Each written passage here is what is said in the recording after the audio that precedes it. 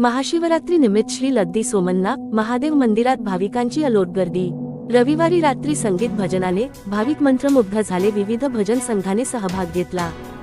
सोमवारी रात्री श्री लद्दी सोमन्ना यांच्या भव्य मिरवणुकीने महाशिवरात्रीची सांगता झाली।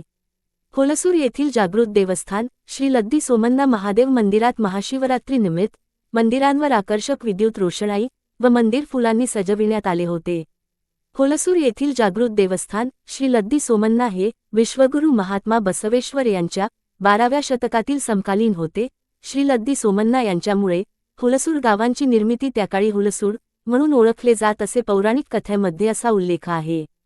लद्दी सोमन्ना यांची पत्नी ही महान शिवभक्त होती व लद्दी सोमन्ना ही नंतर शिवभक्त झाले व हुलसूरचा अपभ्रंश शब्द हुलसूर झाले आहे।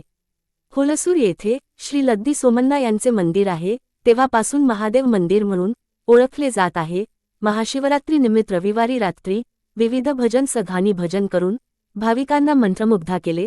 सोमवारी सकाळी अभिषेक करून भाविकांना महाप्रसाद देण्यात आला व रात्री श्री लद्दी सोमन्ना यांची भव्य मिरवणूक ओम भले शंकर भले च्या जयघोषात आणि संबळ व ढोल ताशांच्या गजरात वाजत गाजत भव्य मिरवणूक अल्लमप्रभू शून्यपीठ चौकी मठ ते लक्ष्मी चौक गांधी चौक श्री गुरु बसवेश्वर संस्थान मठ ते परत श्री लद्दी सोमन्ना महादेव मंदिरापर्यंत काढण्यात आली व महाशिवरात्रीची सांगता करण्यात आली।